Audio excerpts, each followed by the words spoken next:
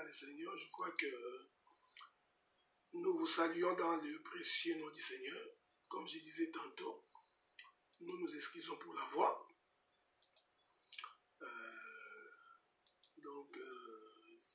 Mais nous allons faire un effort pour vous parler. Je voudrais saisir l'occasion pour saluer tous les bien-aimés frères et sœurs, vous tous qui nous suivez de partout où vous êtes. Laisse que la paix du Seigneur soit avec vous et que la grâce du Seigneur vous conduise en toutes choses. Il y a 2 semaines passées, j'avais commencé l'enseignement sur le pourquoi de la colonne des nuées sur Israël. Shalom bien-aimé Ira. Le pourquoi de la colonne sur Israël. J'ai expliqué les déchirements de la nuée et les fracas de Satan. Aujourd'hui, nous allons continuer la marche et je crois qu'avec l'aide du Seigneur, Shalom bien-aimé Jean-Marie, que Dieu te bénisse aussi. Donc, nous allons continuer la marche et je crois qu'avec l'aide du Seigneur, nous allons, si on ne met pas un point virgule aujourd'hui, nous pourrons mettre un point virgule demain. Non, pas demain, le week-end prochain. Okay? Si le Seigneur le permet. J'ai toujours, Dieu bien-aimé, de toujours me pardonner, de m'excuser. Des fois, il m'est impossible de répondre à tout le monde. Il m'est impossible de répondre à toutes les questions. Je sais que vous avez beaucoup de questions. J'ai toute une panoplie de questions. Je m'excuse vraiment, je ne peux pas répondre à toutes les questions. Il ne faut donc pas m'en tenir rigueur. Bien-aimé Sœur Judith, que Dieu te garde, je te vois en ligne. Donc, je m'excuse vraiment. Et je m'excuse aussi parce que des fois, je manque à des rendez-vous. Il y a 2 fois que je ne peux pas être là un samedi. C'est vraiment indépendamment de ma très bonne volonté. En tout cas, si ça ne dépendait que de moi, je crois que je serai avec vous tous les samedis et je partagerai avec vous tous les samedis la parole. Donc, je m'excuse encore pour la voix, mais je sais que le Seigneur nous fera grâce. Nous étions en train d'expliquer le pourquoi de la nuée sur Israël. Nous allons lire l'Écriture. Nous prenons le livre d'Exode, chapitre 40. J'ai lu le verset 36 et le verset 37. Il est écrit, aussi longtemps que durerait leur marche, les enfants d'Israël partaient quand la nuée s'élevait des dessus du tabernacle.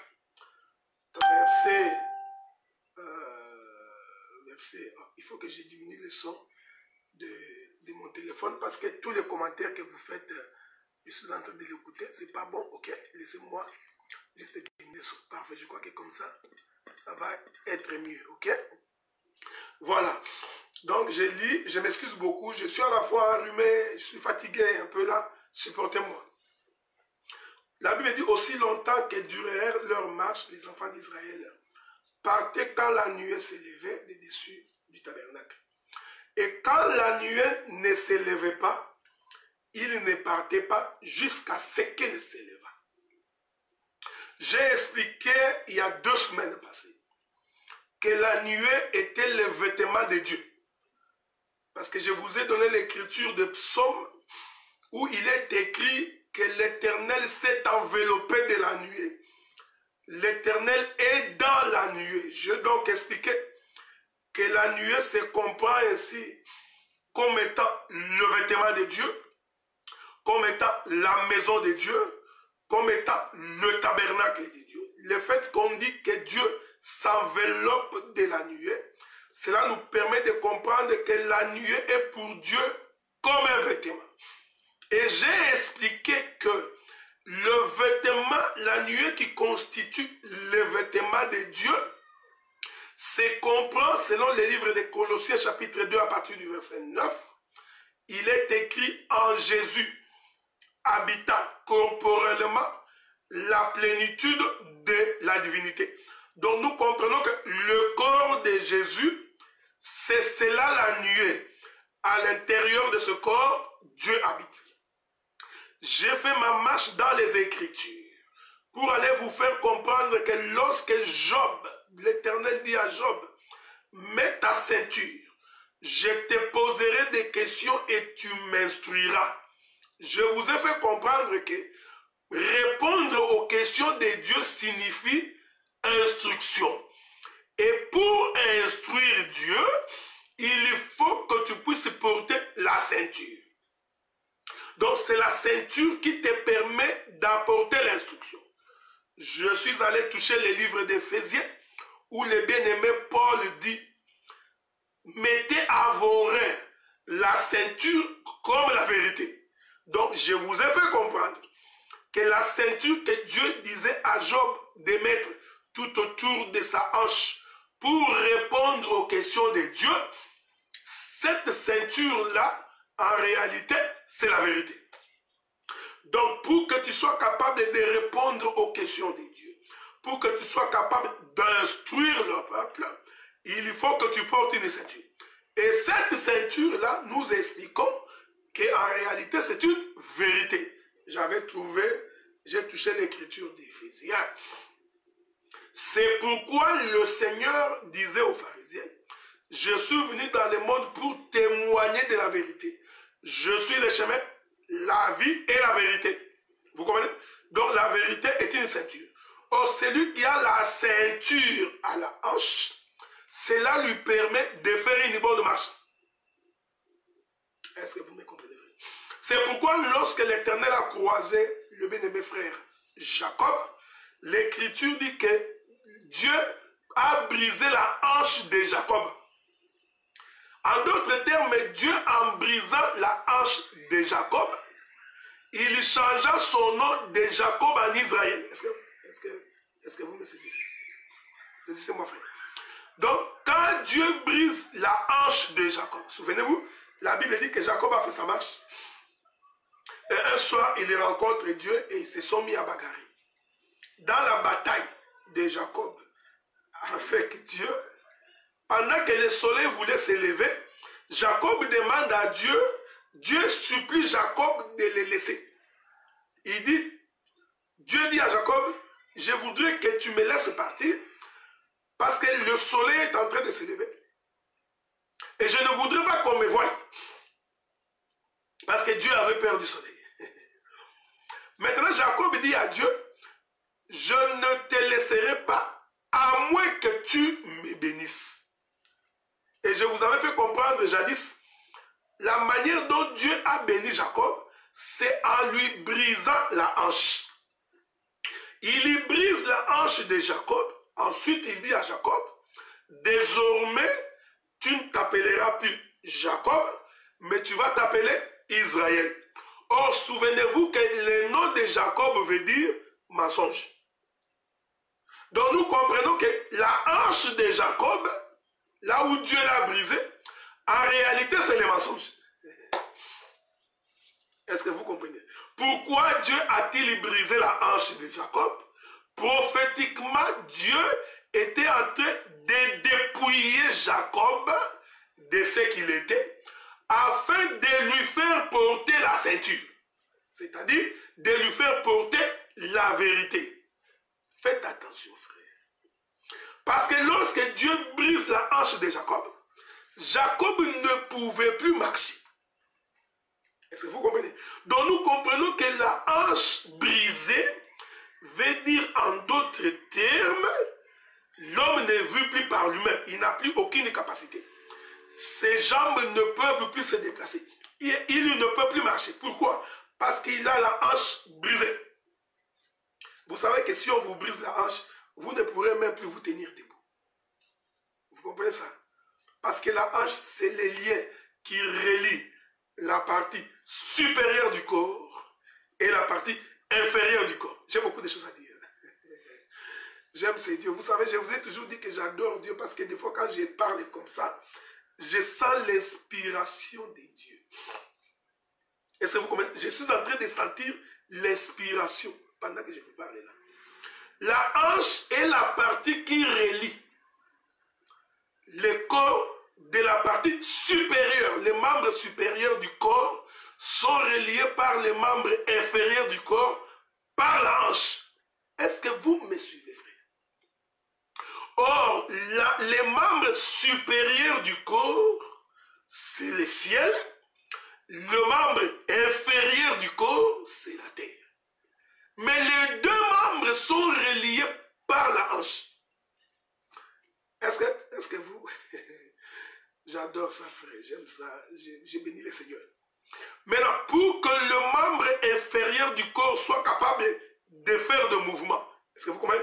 Pour que les jambes soient capables de marcher et de se déplacer, le membre inférieur du corps a besoin de recevoir l'ordre des membres supérieurs du corps. Or, ces membres supérieurs du corps ne peuvent communiquer l'information aux membres inférieurs du corps par la hanche. Voilà pourquoi si ta hanche est mensonge, tes pieds seront également mensonges. Est-ce que vous comprenez ce que je dis? Cela veut dire que Jacob, comme il s'appelait mensonge, tout le temps qu'il a fait la marche, jusqu'au jour où il rencontra le Seigneur, Jacob était l'image du mensonge. C'était l'image du péché. Parce que sa hanche, qui est le lieu de la ceinture, était reliée par les mensonges. Il conduisait donc ses pas selon ses propres désirs. Maintenant, quand Dieu brise la hanche de Jacob, l'Écriture dit, c'est alors que Jacob prit les bâtons. Il commença maintenant à s'appuyer sur les bâtons pour continuer la marche. Est-ce que vous comprenez?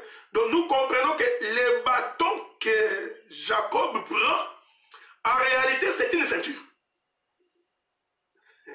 Suivez-moi attentivement. Je veux que vous me suiviez attentivement. Suivez-moi attentivement parce que je suis en train de sonder un peu les profondeurs des Écritures. Nous sommes en train de sonder les intestins de Dieu. Parce que quand Dieu brise sa hanche, en d'autres termes, Dieu a brisé les mensonges. Vous comprenez? Voilà, exactement. Dieu l'a délivré de l'état du péché. Comment a-t-il délivré? Shalom, bien-aimé fils d'Aaron. Comment a-t-il délivré Jacob? En brisant sa hanche. Donc nous comprenons qu'ici Jacob représente tout un peuple. Il représente ce que nous étions dans le monde. Il représente la manière dont nous nous sommes conduits jadis, jusqu'au jour où nous avons rencontré le Seigneur. Et je vous ai toujours dit, les signes évidents qui prouvent qu'un homme a rencontré le Seigneur, il faut que cet homme soit brisé et changé.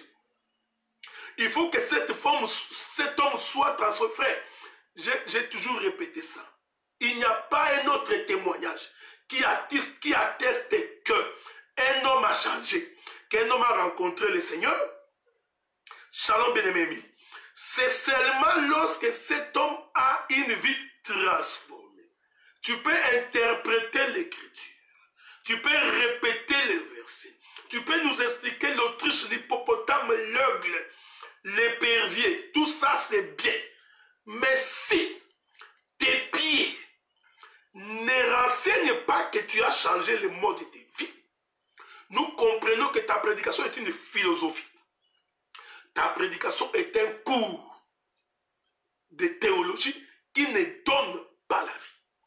Voilà pourquoi Dieu, en brisant la hanche de Jacob, Jacob devait changer les démarches. Parce que depuis là, il marchait avec ses propres pieds.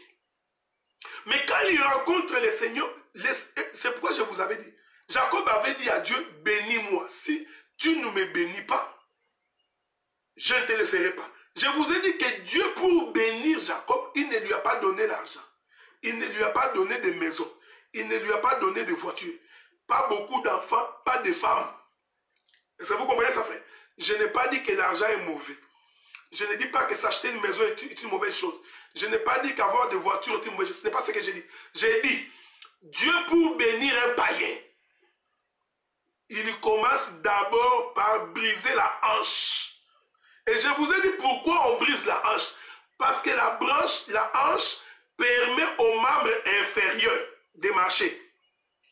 Vous comprenez? Or, les membres inférieurs marchent sur la terre. J'ai beaucoup de choses à dire là. Alors que les membres supérieurs ne marchent pas sur la terre. Les membres supérieurs sont au ciel. Les membres inférieurs touchent la terre.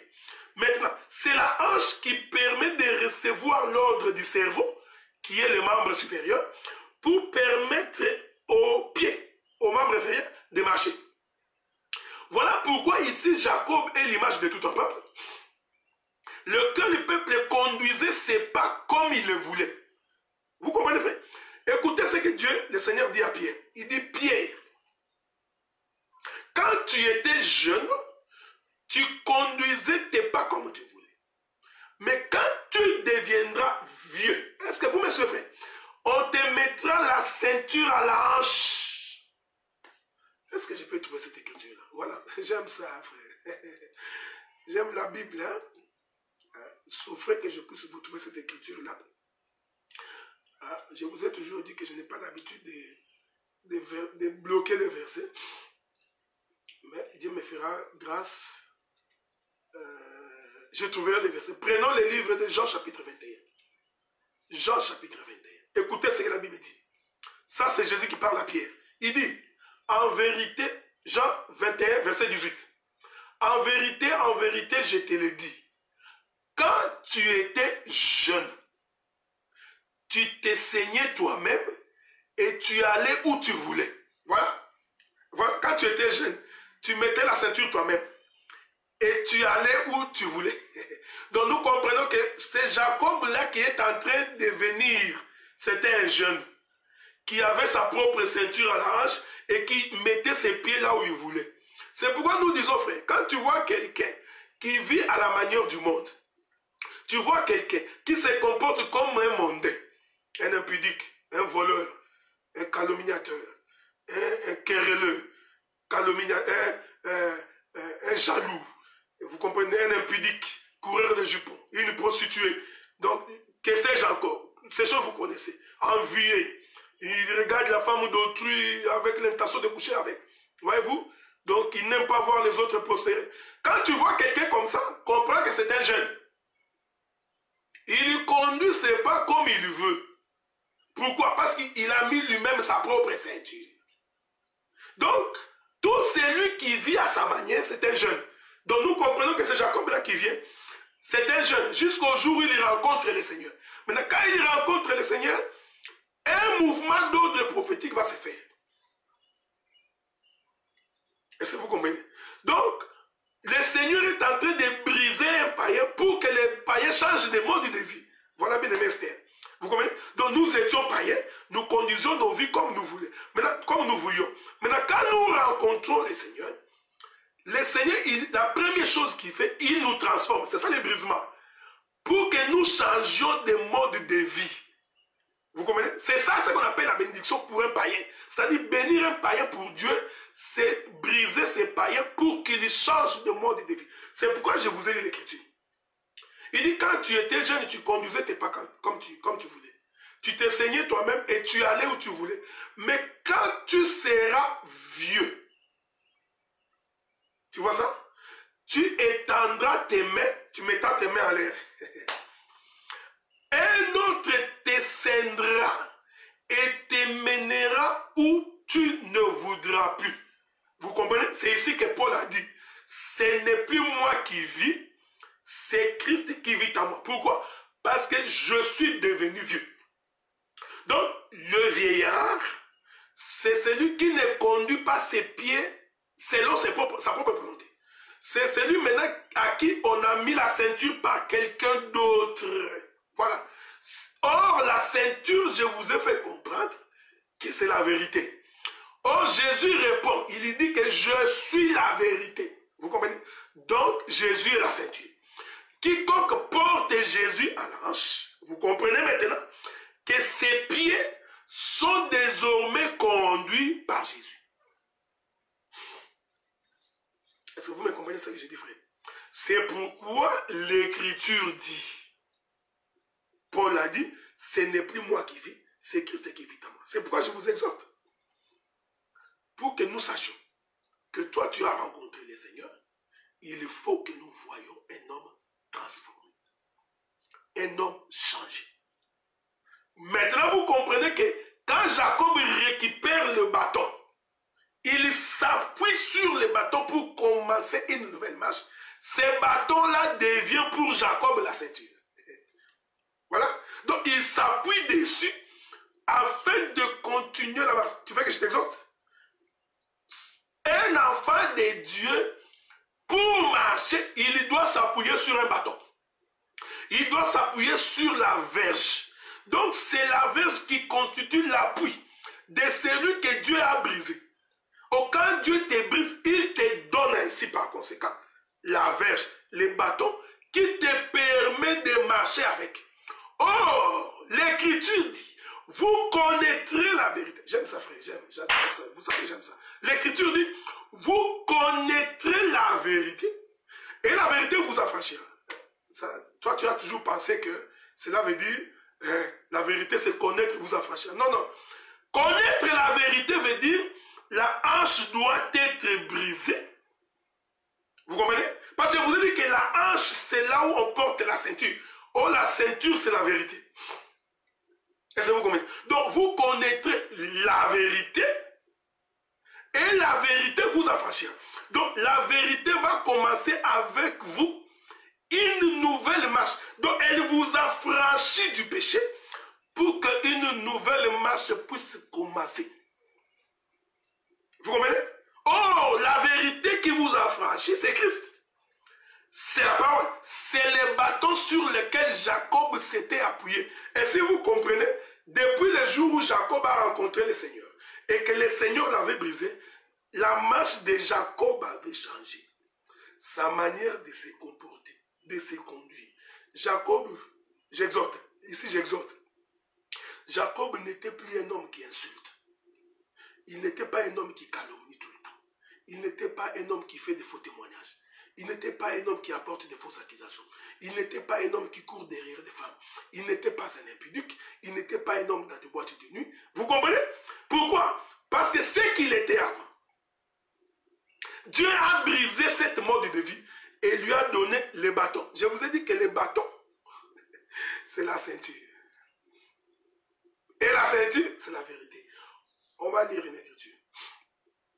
Avec votre permission, souffrez que nous puissions lire une écriture. Une écriture. Qu'est-ce dit le bien-aimé David? Je vais vous trouver une écriture très vite avec l'aide du Seigneur. Je suis dans Psaume 23. Psaume 23. J'ai lu le verset 4. Le bien-aimé, le psalmiste David dit, quand je marche dans la vallée de l'ombre de la mort, je ne crains aucun mal. Il y a des gens qui répètent ces versets-là. Car tu es avec moi. Ta houlette et ton bâton me rassurent. Hein? Ta houlette et ton bâton me donnent l'assurance. Est-ce que vous voyez ce que je dis, frère? En d'autres termes, ton bâton, c'est la foi. Parce que c'est le bâton qui me rassure. Or, la foi est une ferme assurance des choses qu'on espère. Une démonstration de celles qu'on ne voit pas. Vous voyez ça, frère? Hein? Vous voyez comment on explique l'écriture? Ton bâton me rassure. Donc, ton bâton me donne l'assurance. Or, qu'est-ce que c'est le bâton? C'est une ferme assurance. C'est-à-dire, le bâton, c'est la foi. Or, la foi vient de ce que l'on entend. Et ce que l'on entend vient de la parole de Christ. Ah, ouais, oui. Donc, les bâtons, c'est la parole. Or, la parole, c'est la vérité qui est Christ. Et c'est vous comprenez. Ainsi, le bien-aimé, Jacob commence une nouvelle marche. Frère, si ta vie n'a pas changé, il faut que tu remettes en question les dieux que tu as rencontrés. Si tu es resté le même, de génération en génération, d'année en année, parce que moi je sais, il n'y a que Jésus qui ne change pas. Il n'y a que Jésus qui est le même hier, aujourd'hui et pour toujours. Toi, tu dois changer. Mais si toi, tu es idem, ibidem, comme on dit en français, hein, tu vois, idem et ibidem. Donc, nous comprenons que, en réalité, toi, tu n'as jamais rencontré le Seigneur. Maintenant, vous comprenez, frère bien-aimé dans le Seigneur, que lorsque Israël sort de l'Égypte, L'écriture que nous avons lue atteste que Israël était conduit par la colonne des nuées. Cette colonne des nuées devenait la colonne de feu la nuit. Ce n'est pas l'objet de mon enseignement. Mon enseignement, c'est la colonne au-dessus d'Israël. Et l'écriture que nous avons lue. L'écriture dit, lorsque la colonne s'est déplacée, Israël s'est déplacé. Lorsque la nuée s'est déplacée, Israël s'est déplacé. Lorsque la nuée s'arrêtait, Israël s'arrêtait. C'est ici que je veux prendre une chaise, maître, pour qu'ensemble nous puissions nous asseoir. Le pourquoi de la colonne sur Israël. Quand tu lis les textes noirs sur blanc, les textes disent c'était pour conduire Israël. Ça, c'est noir sur blanc. Ça, tu n'as pas expliqué. Okay? Ça, là, tu as répété l'écriture. Hein? C'est l'écriture qui dit ça. Attends, je ne sais pas si je vais encore retrouver cette écriture-là. Ça, c'est tu as répété l'écriture. Ok? Je vais répéter cette écriture-là, si je peux la trouver. Hein? Attendez.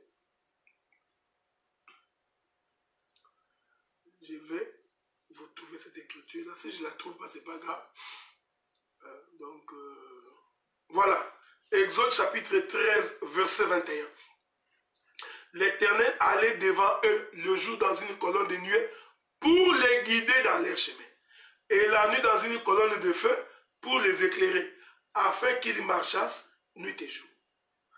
Ça là, c'est la lettre.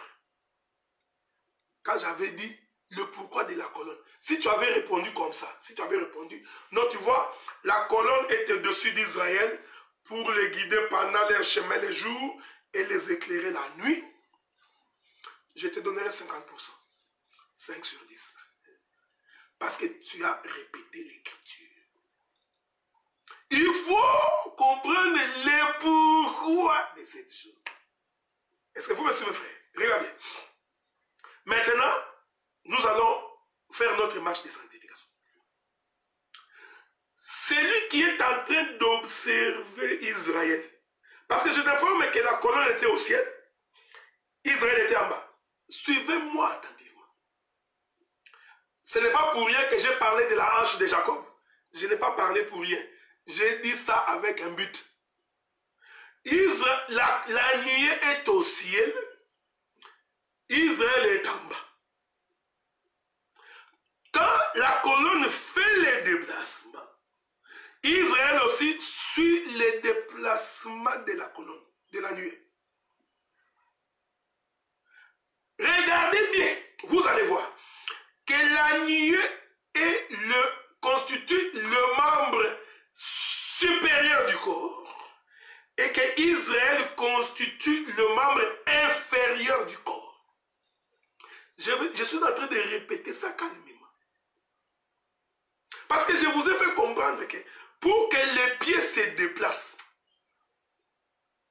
il faut que les membres supérieurs du corps donnent l'ordre aux membres inférieurs du corps pour que le membre inférieur du corps puisse suivre les mouvements de ce que dit les membres supérieurs. C'est un peu...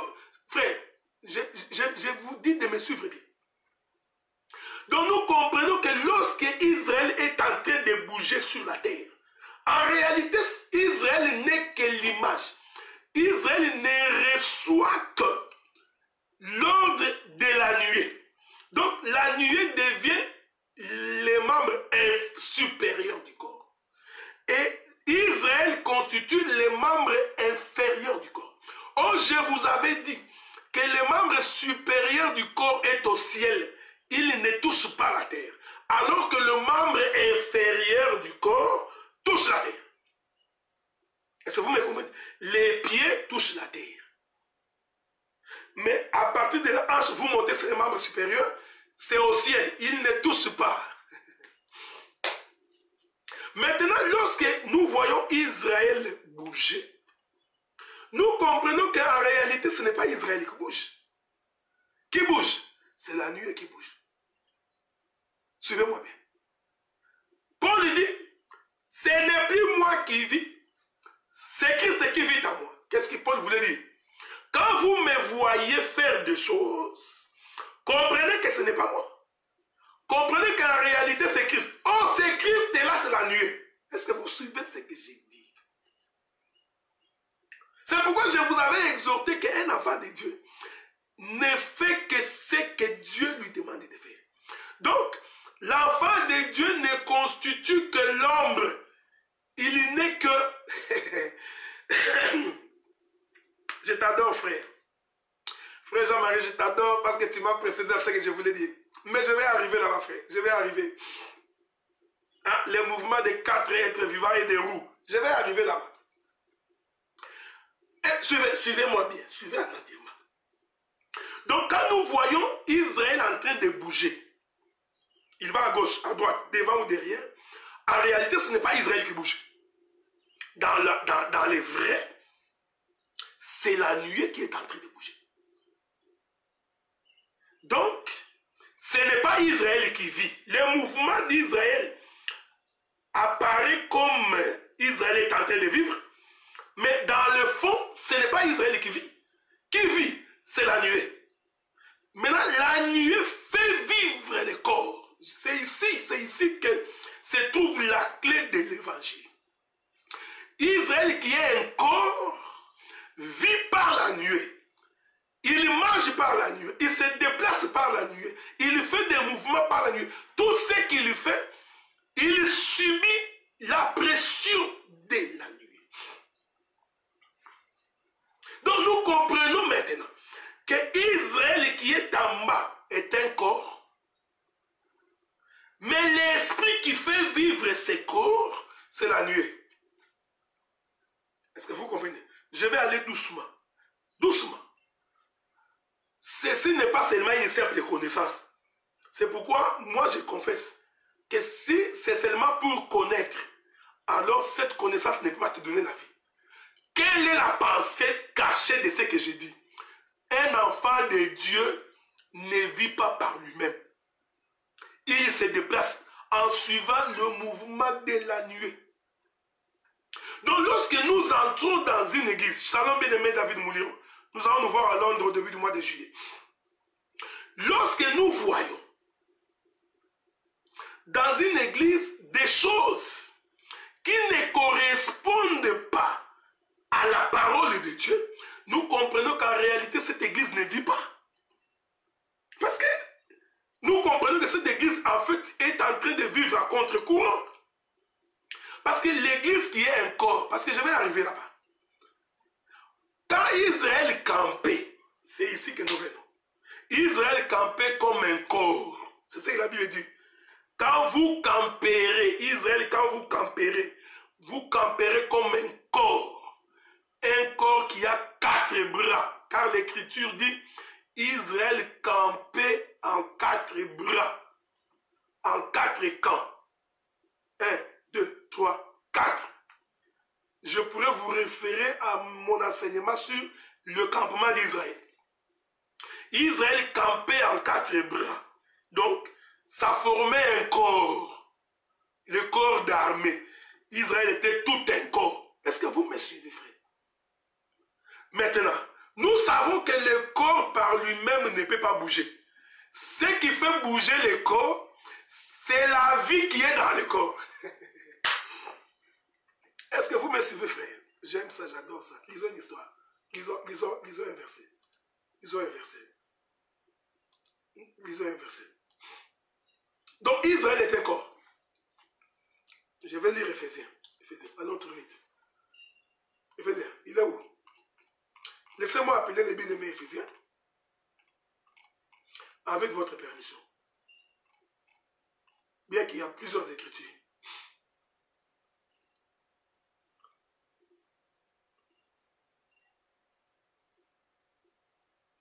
Lisons une écriture. Éphésiens chapitre 5, verset 28. C'est ainsi. Non, verset 23. Commençons par le verset 23. Car le mari est le chef de la femme, comme Christ est le chef de l'église. Est-ce que vous me suivez? car le mari est le chef de la femme, comme Christ est le chef de l'église, qui est son corps, dont il est le sauveur. Hein? Donc, l'église est une femme, laquelle femme est le corps de Christ, lequel Christ est l'époux et le mari. Vous suivez? Maintenant, quand le corps bouge, c'est-à-dire c'est la femme qui bouge. Donc, Israël est une femme. C'est un corps. Maintenant, quand le corps est en train de bouger, prophétiquement, c'est une femme qui bouge. Or, je vous ai fait comprendre que celui qui est le chef du corps, c'est le mari, c'est l'église. Non, c'est Jésus-Christ. Donc, nous comprenons que la nuée est un homme et que Israël, qui est un corps, est une femme. Donc, ce que fait la femme ne fait que suivre l'ordre du mari. C'est pourquoi l'Écriture dit, femme, soyez soumise. Ici, je ne suis pas en train d'expliquer les mariages terrestres. Souffrez. Quand l'Écriture dit que femme, soyez soumise, oh, pour être soumise, il faut qu'on te donne des ordres. S'il n'y a pas l'ordre, si on ne t'a pas ordonné, il n'y a donc pas de raison de se soumettre. Parce qu'on ne peut se soumettre qu'à la loi. On ne peut se soumettre qu'au commandement. On ne peut se soumettre qu'aux ordonnances. On ne peut se soumettre que par ce qui est dit. Or, celui qui dit, c'est le mari. Donc, quand on dit que femmes soyez soumises, à qui? À vos maris. Donc, nous comprenons que le mari donne l'ordre et la femme suit le mouvement. Maintenant, vous comprenez? Donc, quand nous voyons le corps Israël en train de bouger, suivant le mouvement de la nuée, en d'autres termes, la nuée a donné l'ordre et Israël, comme une femme, est en train de suivre le mouvement. Est-ce que vous comprenez ça? Est-ce que vous suivez-moi attentivement, parce que je ferai plusieurs chutes libres, plusieurs culbutes, comme nous disions à l'époque. Est-ce que vous comprenez? Donc, quand nous voyons le corps en train de bouger, nous comprenons que le corps qui est une femme a reçu l'ordre du mari. Donc, le mari, c'est la nuée. Faites attention parce que je balancerai la nuée plusieurs fois ici pour que vous puissiez très bien me saisir. Ainsi, nous comprenons l'Écriture qui dit créons l'homme à notre image selon notre ressemblance. Hein? Ouais, vous voyez cette écriture-là? Dieu crée l'homme à son image selon sa ressemblance. Donc, l'homme que Dieu avait créé était l'ombre de Dieu. Suivez. L'homme qu'on avait créé, Adam, était donc l'ombre de Dieu. Or, vous savez, l'ombre ne peut pas bouger si la réalité ne bouge pas.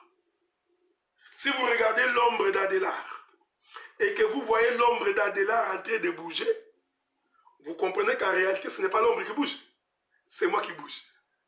Est-ce que vous me suivez, frère? Donc, l'ombre de ma personne suit ce que moi j'ai fait. Donc, nous comprenons que l'ombre de ma personne, c'est ma femme.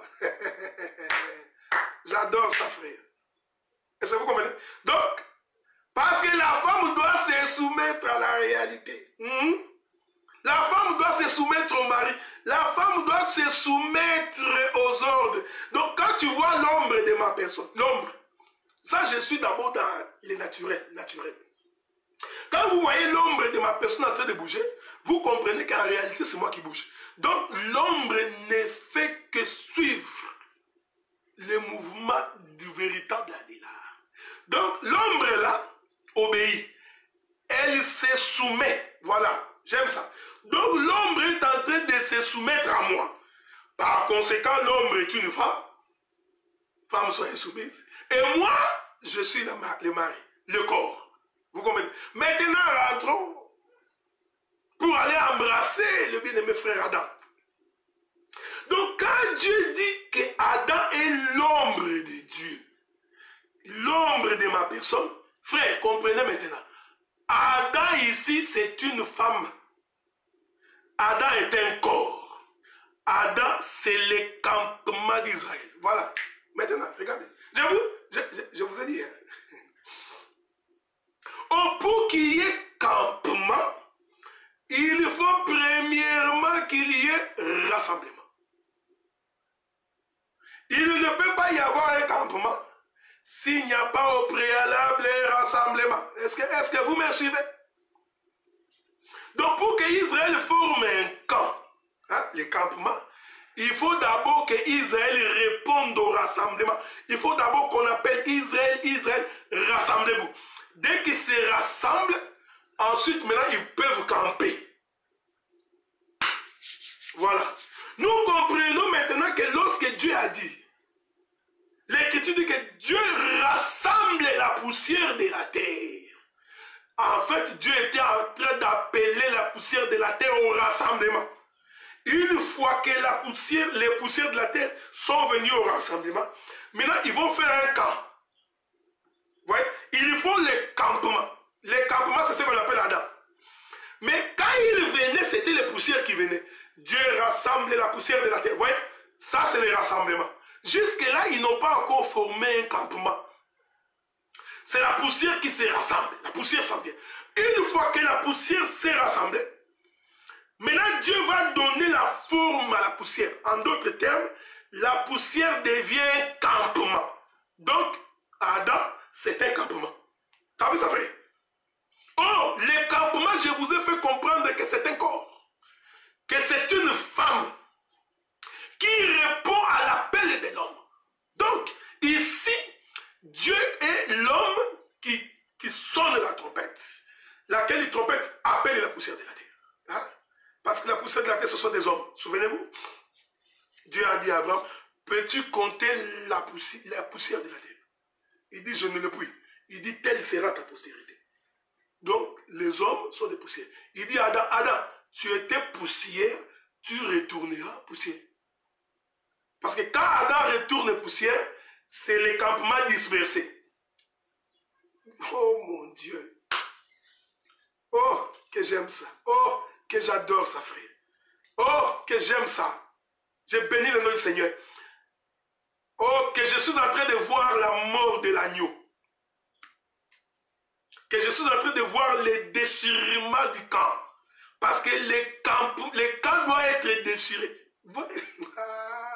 Quand Dieu dit à Adam, tu es poussière, tu retourneras poussière. Dieu voulait dire, je t'avais appelé comme une poussière. Je t'ai formé un corps qui est un campement. Je vais déchirer le campement. Je vais te déchirer. Ouais, c'est la mort de l'agneau. C'était la mort d'Adam.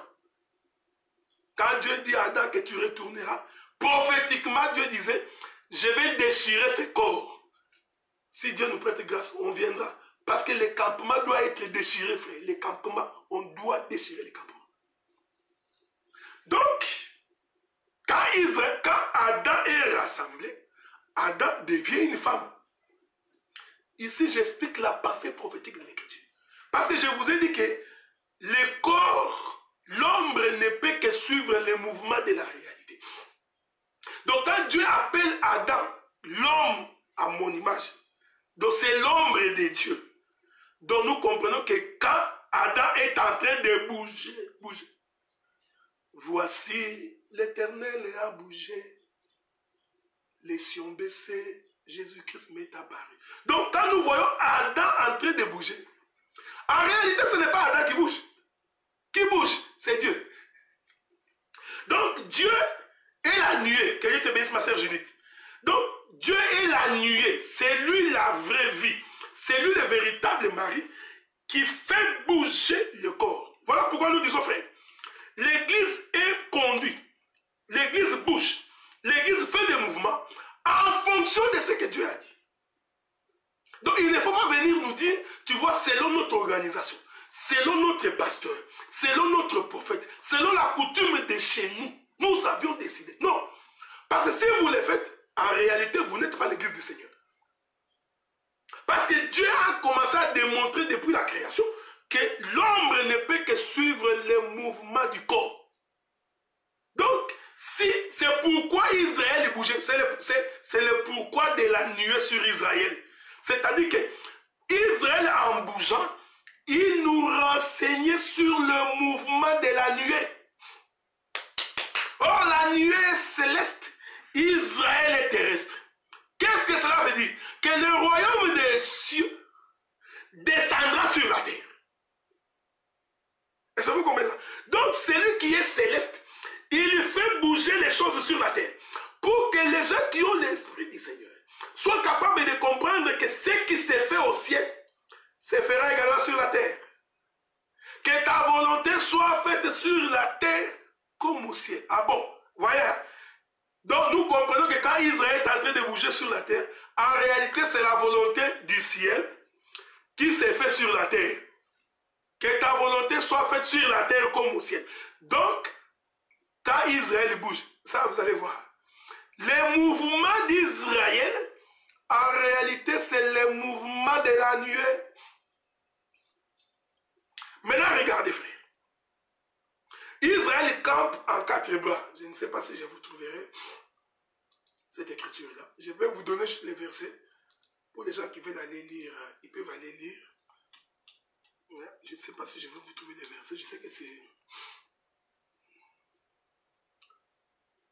Je ne sais pas si je vous trouverai ça, mais je n'ai pas les temps. Sinon, je vous les verrai plus tard. Mais je peux vous en trouver quelques 2-3 versets. Je crois que... Prenons le livre des Nombres. Nombre chapitre 2. Je vous donnerai quelques versets en passant. Ok? Donc, prenons le livre de Nombres. Nombre chapitre 2. Je vous trouve l'écriture. On va aller. Même Nombre chapitre 3. Bon, le bien-aimé a dit que ce serait mieux qu'on prenne Nombre chapitre 3. Laissez-moi voir qu'est-ce qui est écrit dans Nombre chapitre 3. Est-ce que c'est ce que je cherche? Non, Nombre chapitre 2, frère. Nombre chapitre 2, ce serait mieux. Allons-y. Je commence par les premiers versets. L'Éternel parla à Moïse et à Aaron dit: les enfants d'Israël camperont chacun près de sa bannière, sous les enseignes de la maison de ses pères. Ils y camperont vis-à-vis, tout autour de la tente d'assignation. Vous me suivez? C'est l'ordre du campement. Vous camperez vis-à-vis et tout autour de la tente d'assignation. À l'Orient, le camp de Juda avec sa bannière et avec ses corps d'armée.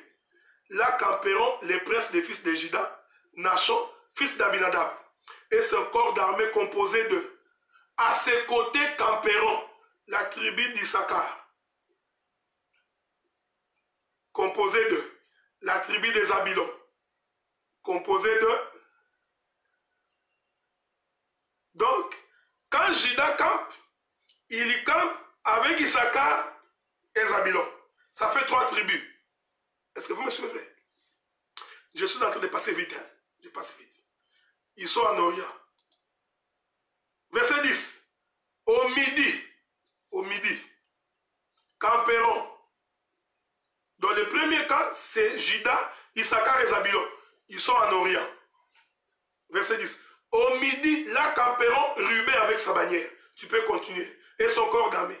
À ses côtés camperont la tribu de Siméon, puis la tribu de Gad. Donc, Ruben est à midi, il est avec Siméon et il est avec Gad. Continuons. Je vous donne ça en sautant. Verset 18. À l'Occident, le camp d'Éphraïm avec sa bannière et avec ses corps d'armée. À ses côtés, à côté d'Éphraïm, va camper la tribu de Manassé, puis la tribu de Benjamin. Donc, en Occident, nous avons Éphraïm avec Manassé et la tribu de Benjamin. Troisième camp. au nord, je suis au verset 25, nombre 2. Oui, tu avais raison frère, nombre chapitre 2, verset 25. L'écriture dit, au nord, le camp de Dan avec sa bannière. À ses côtés, la tribu d'Aser, puis la tribu de Nephtali. Mettez la ceinture. Quand Israël campait, il campait en 4 camps. Dans chaque camp, il y avait 3 tribus. Suivez-moi attentivement, frère. Dans chaque campement, nous avions 3 tribus. Le nombre total des camps était 4. Quand vous les multipliez par 3, vous avez le chiffre 12. C'est important, frère, de comprendre ce que j'ai dit. Donc, en réalité, quand Israël campe, il forme le chiffre 12. Est-ce que vous me suivez? Mais ce chiffre 12 est subdivisé en 4 en fonction de 3 dans chaque.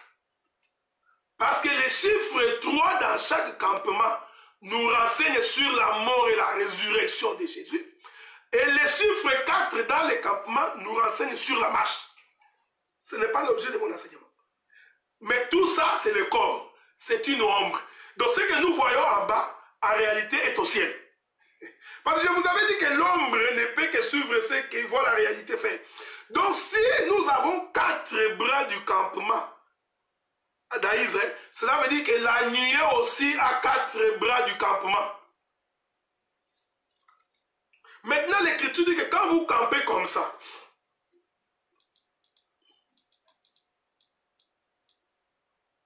maintenant regardez, le verset 23.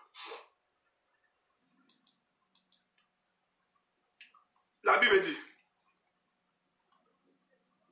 le verset 33, les Lévites, suivant l'ordre que l'Éternel avait ordonné, ne firent point du dénombrement au milieu des enfants d'Israël. Je vais vous trouver encore notre écriture, avec l'aide du Seigneur.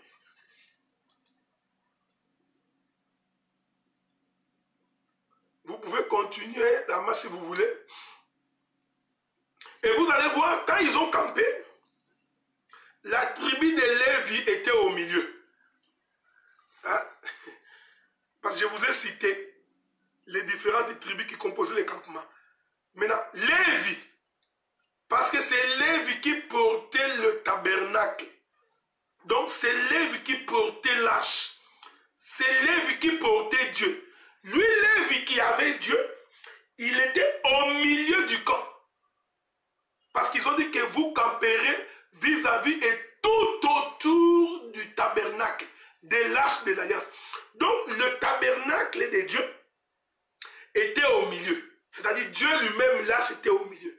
Porté par la tribu de Lévi. Maintenant, tout autour, nous avions les camps.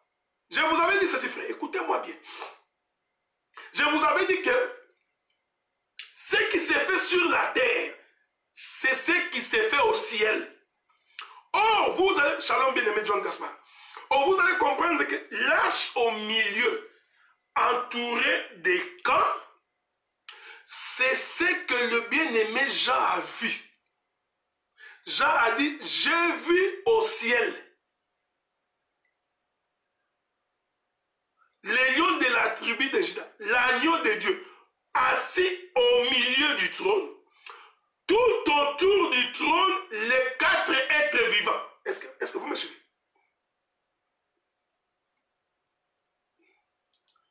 Soufflez avec moi. Soufflez avec moi parce que je vais vous trouver cette écriture-là si le Seigneur le permet. Hein? Si le Seigneur le permet. Je ne sais pas si je vais la trouver. Sinon, les lecteurs de la Bible, vous allez m'aider.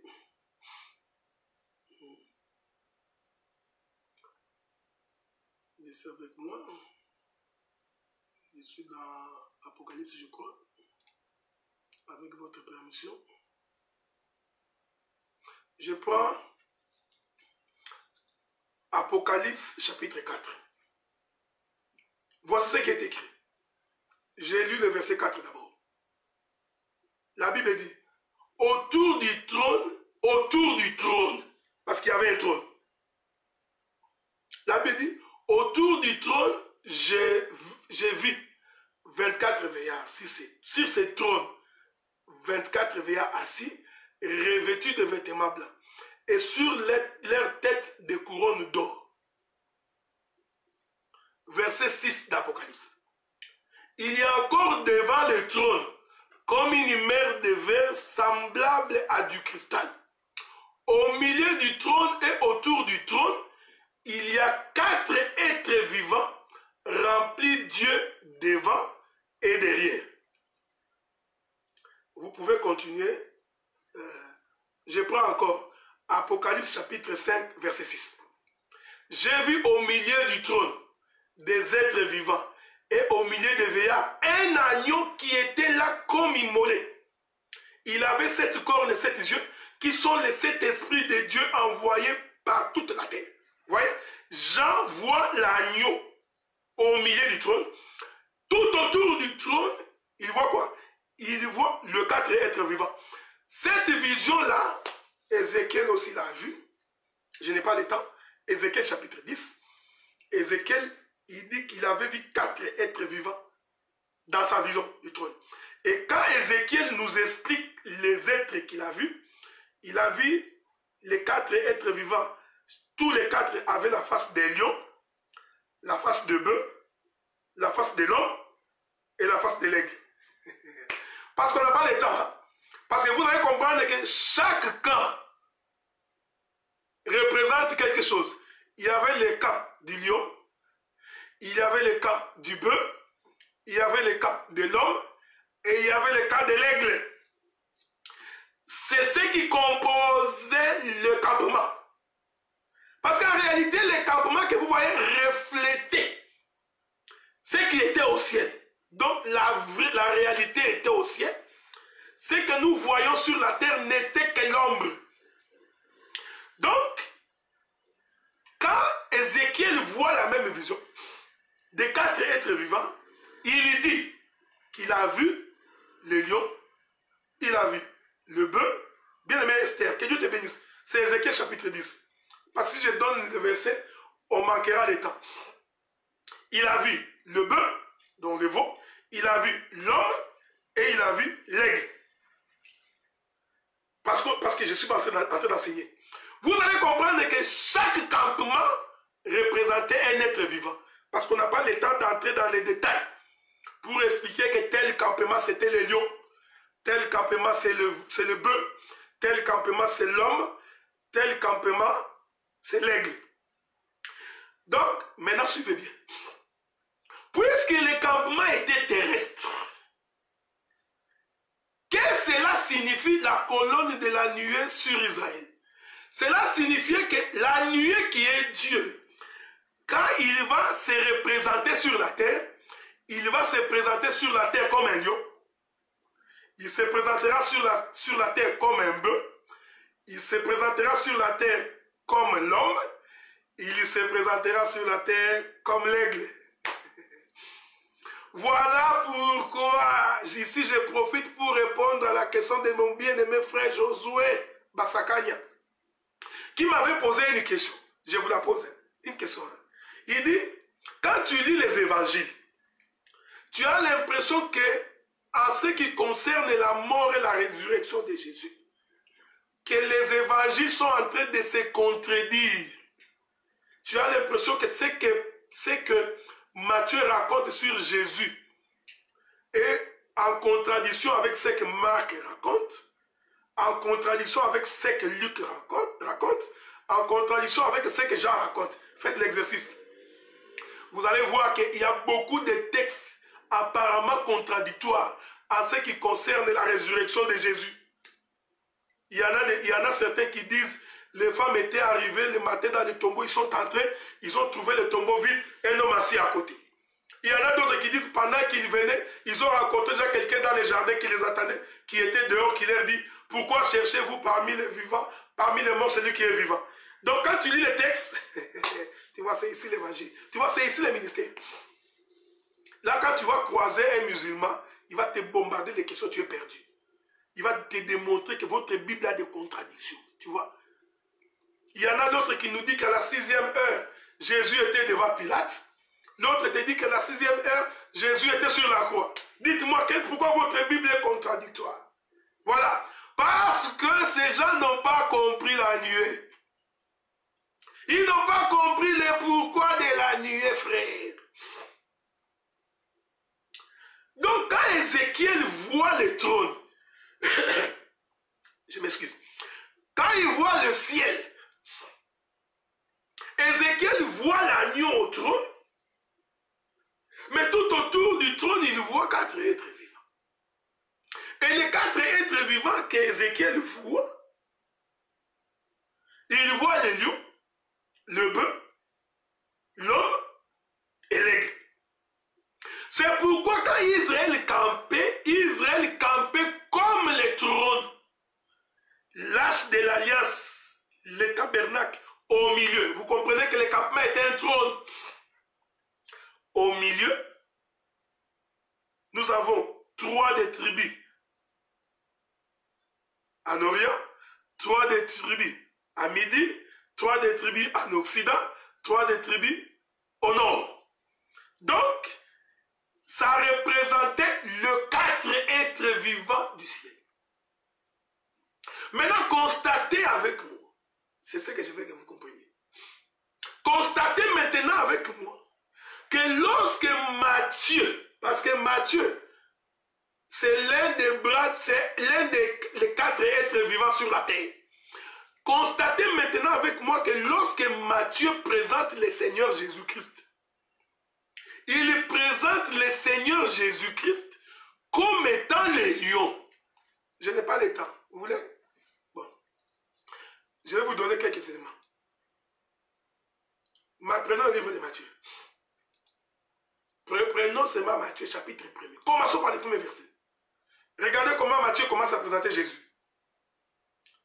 Matthieu commence à présenter Jésus en disant: généalogie de Jésus-Christ, fils de David, fils d'Abraham.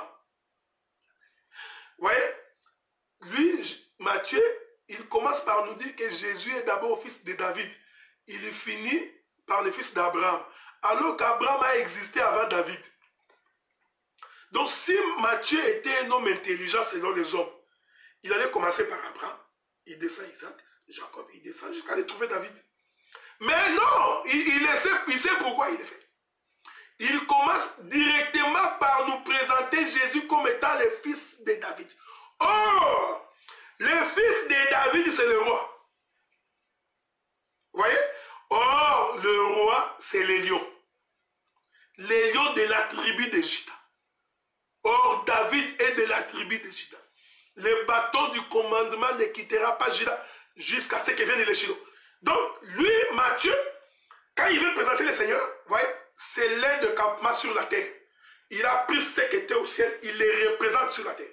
Voyez-vous? Il représente qui? Le lion. C'est le campement de la tribu de Juda. Vous voyez? Bon, je vais vous aider. Prenons Marc. Marc, chapitre 1er.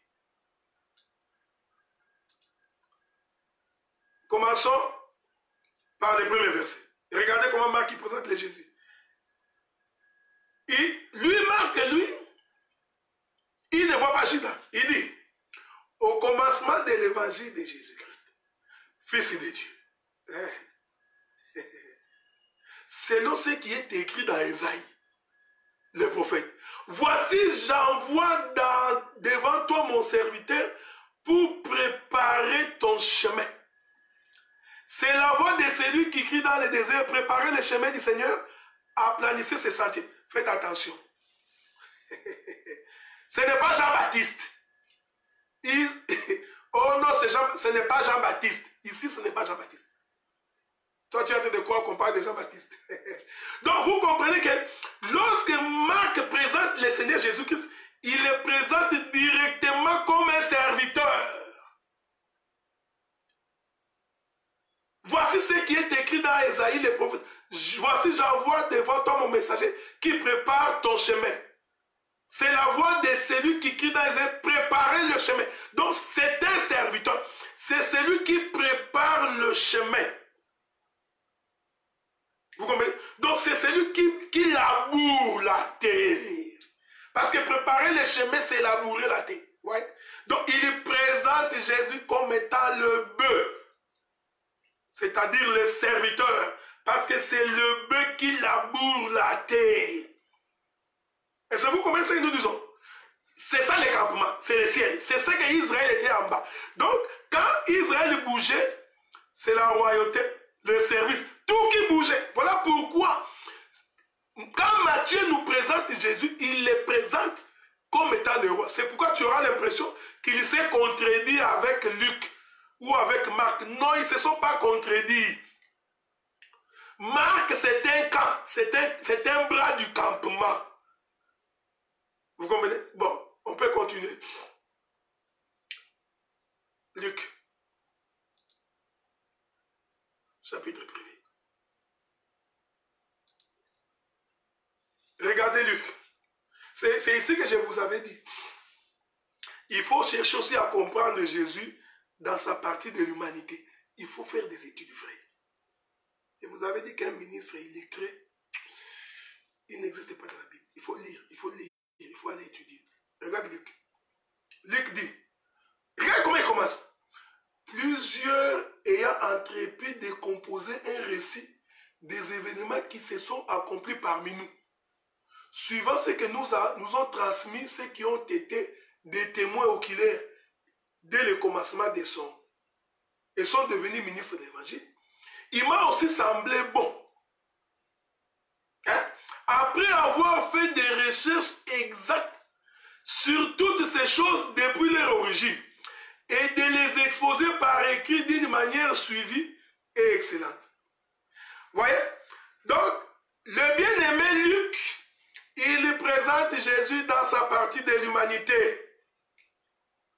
Vous voyez ça fait? Donc, il présente Jésus comme étant, on fait de la recherche humaine. Ici, ce n'est pas prophétique et biblique, non. C'est-à-dire, il est allé.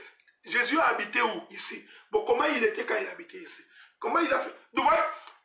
C'est pourquoi quand tu lis les livres de Luc, tu verras que c'est le livre qui a repris Jésus plusieurs fois en l'appelant Fils de l'homme. Fils de l'homme est apparu. Le Fils de l'homme. Le Fils de l'homme. Donc, or, quand Ézéchiel voit, il voit le troisième être vivant qui avait la face de l'homme. Vous comprenez? Mais n'oubliez pas que tous les quatre êtres vivants avaient tous les quatre faces. Mais il voit la face de l'homme. Maintenant, je peux prendre Jean. Prenons Jean. Chapitre 1er. Regardez Jean. Jean nous dit, au commencement était la parole. La parole était avec Dieu. La parole était Dieu. Lui, Jean n'était pas au commencement. Il n'était pas quand Dieu a créé. Parce qu'il dit, elle était au commencement avec Dieu. Toutes choses ont été faites par elle. Donc, Jean, voyez-vous, c'est l'aigle. Automatiquement, il a la vision de loin. Parce que quand vous aurez les vidéos sur les 4 bras du fleuve, j'ai donné beaucoup de détails là-dessus. L'aigle, c'est l'oiseau qui vole le plus haut possible et dont les regards est d'une netteté incomparable. C'est-à-dire que l'aigle est capable de monter le plus haut que tous les autres oiseaux. Et quand il est plus haut, sa vision est nette. Ouais, c'est l'aigle. C'est le quatrième être vivant. Ouais. Donc, plus c'est ça Jean. Donc, Jean qui était apôtre. Qui était apôtre, qui est avec Jésus. Mais ces gens qui parlent ici, c'est un prophète. Parce que comment a-t-il su ce qui s'est passé au commencement? Lui n'était pas là. Comment a-t-il compris qu'au commencement était la parole était Dieu, et cette parole s'est faite chair? Qui a dit ça à Jean? Vous comprenez que c'est le regard perçant de l'aigle. Vous voyez? Donc nous comprenons que le campement d'Israël, c'est Matthieu, Luc, Marc Jean. Mais tous les 4 nous parlent de celui qui est au milieu. Matthieu nous parle de Jésus. Marc nous parle de Jésus. Luc nous parle de Jésus. Jean nous parle de Jésus. Vous voyez, les 4 êtres vivants, l'agneau étant au milieu du trône. C'est pourquoi les tabernacles étaient au milieu. Tout autour, nous avions les campements. Bon, je vais finir par là. Or, je vous avais dit que les campements étaient un corps. Vous voyez? À l'intérieur du corps, les tabernacles est caché. C'est ici que nous expliquons Emmanuel. Donc, les campements, c'est le corps d'Adam. Mais à l'intérieur du corps d'Adam, c'est les tabernacles. C'est l'esprit de le Seigneur. Donc, Dieu a formé un corps qu'on appelle le campement. Dieu souffla à l'intérieur. C'est-à-dire, Dieu entre dans un corps. C'est ça Emmanuel. Dieu parmi nous. Pourquoi? Dieu faisait la représentation sur la terre de ce qui était au ciel. J'aime ça. C'est pourquoi l'Écriture dit, le ciel est son trône, la terre est son marchepied. Donc quand nous voyons ce qui se fait sur la terre, nous comprenons comment le ciel va marcher. Est-ce que vous comprenez ça? Nous comprenons comment le ciel va marcher. Je vais conclure ici. Maintenant, quand Israël se déplace, il va se déplacer le 4 bras, les 4 campements, l'arche au milieu. Ils vont marcher comme ça pendant tout le voyage du désert. Laissez-moi faire une petite révélation. Cela veut dire que tout le temps qu'ils ont marché dans le désert, l'arche de l'alliance était cachée. Il était à l'intérieur du corps. Il n'était pas dévoilé. Donc si quelqu'un regarde Israël comme ça, de loin, il verra un corps en train de se déplacer, mais il ne comprendra pas qu'à l'intérieur de ce corps, Dieu se cache. Donc nous comprenons, la marche d'Israël, c'est le temps de la loi. C'est le temps où Dieu est en train de se cacher. Donc, tout le temps que la nuée se déplaçait et que Israël se déplaçait, Dieu a annoncé le temps de la loi. Souffrez. Donc nous comprenons que lorsque Adam vivait dans les jardins et qu'il se promenait dans les jardins, donnant les noms aux animaux, se mouvant dans les jardins, cet Adam-là, pendant ce temps-là, c'était le temps de la loi. Pourquoi? Parce que Dieu était caché dans Adam. Est-ce que vous me suivez, frère? Israël va marcher comme ça jusqu'à arriver au Jourdain. Nous n'avons pas beaucoup de temps pour expliquer le Jourdain. Quand il arrive au Jourdain, j'étais faux, le Jourdain va marquer la fin du temps de la loi. Parce que lorsqu'ils sont arrivés au Jourdain, l'ordre maintenant va être donné. Josué va dire, faites passer les sacrificateurs devant avec l'arche. Est-ce que vous me suivez? Donc, pendant qu'il marchait, c'est Judas qui commençait la marche. C'est dans le livre de Nombres chapitre 2 et 3. Celui qui commençait la marche en Israël, c'était Judas. Donc, l'arche était toujours au milieu. Judas commence la marche, les autres quand suivent. L'arche est toujours au milieu caché. J'ai dit que c'est le temps de la loi. Mais lorsqu'ils sont arrivés devant le Jourdain, parce qu'ils devaient traverser pour aller à Canaan, Josué dit maintenant, faites passer l'arche devant. Voilà, est-ce que tu as vu la mort de Jésus? Tu es poussière, tu retourneras poussière. Ça, tu n'as pas vu. Hein? Oh, pour que l'arche passe devant, il faut déchirer les camps. Parce que l'arche était au milieu. Donc, en d'autres termes, il faut donner le couloir. Il faut déchirer les camps pour que ce qui était à l'intérieur soit vu. Prête l'oreille.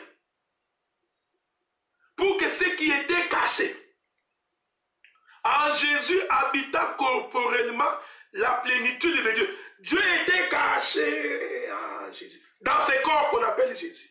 Mais pour que nous voyions Dieu, il faut que ce corps de Jésus-là soit déchiré. Voilà. Il faut faut que l'épée soit rompue. Il faut que le corps soit déchiqueté. C'est là où je vous avais donné l'écriture de Job. Qui comprendra les déchirements de la nuée et les fracas de sa tente. Ouais. Donc la nuée a été déchirée au ciel, mais nous allons voir la représentation sur la terre. C'est pourquoi nous disons, l'agneau de Dieu a été immolé dès avant la fondation du monde. Maintenant sur le monde, nous ne voyons que les reflets de ce qui a été déchiré. Vous avez remarqué? Donc quand ils arrivent devant la mer Rouge, donc devant les Jourdains, Josué ordonne, faites passer l'arche devant. Ça, tu n'as pas vu. Or, pour que l'arche passe devant, il faut déchirer les camps. Or, ce déchirement du camp, c'est ça justement la mort de Jésus. C'est ça la mort d'Adam. Tu as vu? Le corps qui a porté l'arche, qui a porté le tabernacle tout au long du désert, c'est le temps de la loi. Mais quand ils arrivent devant le Jourdain, il faut que ces corps-là soient déchirés. Ah. Or, je vous avais dit, hein, le corps de Jésus est subdivisé en 4 bras. Donc, il faut que ces 4 bras-là soient déchirés. Voilà pourquoi. Or, écoutez, je vous avais fait comprendre que la nuée est un vêtement. La nuée est un corps. À l'intérieur du corps, Dieu se cache. Donc, il faut qu'on déchire la nuée. Il faut qu'on déchire les vêtements. Voilà pourquoi, quand on fit monter Jésus sur la croix, parce que je t'informe que la croix, c'est le Jourdain. Tu as vu ça? Oh, avant que Jésus ne soit monté sur la croix, parce que le geste de Jésus de monter sur la croix, c'est le tabernacle qu'on expose. Mais pour que le tabernacle soit exposé, il faut que les campements qui étaient en train de renfermer le tabernacle soient déchirés. Les Romains ont récupéré les vêtements de Jésus. Ils vont les couper en 4 bras. La Bible dit, ils prirent les vêtements de Jésus. Il les partagea en 4 morceaux. Vous voyez? Or, les vêtements, c'est la nuée. Donc, ils ont déchiré. Qui comprendra le déchirement de la nuée et le fracas de sa tente? Il récupère les vêtements de Jésus. Il faut vous poser la question. Un vêtement déchiré en 4 morceaux, ça va servir à quoi? Je te donne ma chemise, mon polo, tu le coupes en 4, c'est fini, tu ne pourras plus le porter. Mais pourquoi ces gens ont-ils déchiré? C'était pour nous expliquer que les vêtements qui étaient un corps doit être déchiqueté, doit être coupé. Pourquoi? Pour que ce qui était caché à l'intérieur, les tabernacles qui étaient dedans, soient vus de tout le monde. C'est pourquoi l'Écriture dit lorsque Jésus rendit là, les rideaux du temple s'est déchiré. Ah, nous comprenons. Tu n'as pas compris. Donc les rideaux du temple, c'est la nuée. C'est le vêtement. Est-ce que vous comprenez ça? Ah, mais bien aimé Jean-Marie, tu me donnes 4 égales. Ah, 4 égales à 1. Que Dieu soit loué. Je viens de là-bas. Donc, nous comprenons que l'Écriture dit que quand Jésus rendit là, les rideaux, vous comprenez que les rideaux qui se déchirent là, c'est le déchirement de la nuit. Et quand un rideau se déchire, on doit écouter le fracas. Comment il gronde. Ainsi, le peuple avait la possibilité de voir tout ce qui était caché depuis la nuit des temps. La Bible dit, ce qui a été caché depuis a été révélé aujourd'hui à nous qui sommes ses enfants. Les prophètes de ce temps-là ont fait des recherches et des investigations pour comprendre qu'est-ce qui arrivera ces jours-là. On leur a dit, ce n'est pas pour vous, c'est le temps de la loi. C'est réservé pour nous. Voilà pourquoi Jésus-Christ, les mystères cachés de tous les temps, a été révélé sur la croix. Donc quand Jésus monte sur la croix, c'est la nudité du Père. C'est-à-dire, on déchire son corps. et on expose ce qui était caché. Maintenant, regardez, je finis par là. Tu es poussière, tu retourneras poussière.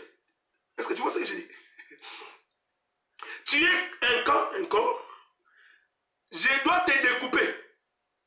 Oh, bien aimé dans le Seigneur, pour que Adam retourne poussière, qu'est-ce qui arrive? Il retourne poussière, mais l'esprit, le souffle qui était dans Adam, sort.